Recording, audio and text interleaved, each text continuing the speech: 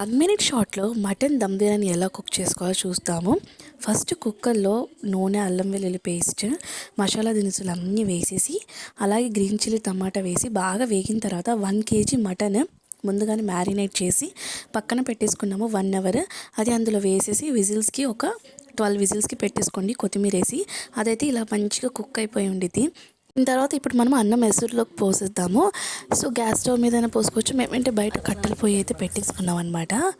1 KG కొలతలతో water అయితే తీసుకొని అందులో కొద్దిగా నెయ్యి పోసి, ఉప్పు పోసి, నిమ్మకాయ పిండి అందులో మసాలా దినుసులు వేసేసి అది బాగా మరిగిన తర్వాత అన్నం కూడా పెట్టేయాలి. కొంచెం ఉడికిన తర్వాత కొత్తిమీర వేసేసి ప్లేట్ అయితే ఇలా పెట్టేసాము. కాసేపు ఆగిన తర్వాత ఇప్పుడు మనం వండుకున్న మటన్ కుర్మా కూడా అందులో వేసేసుకోవాలి. కలిపేసుకొని ఒక 15 నిమిషాల్లో అయితే మనం కుక్ చేసుకోవాలి.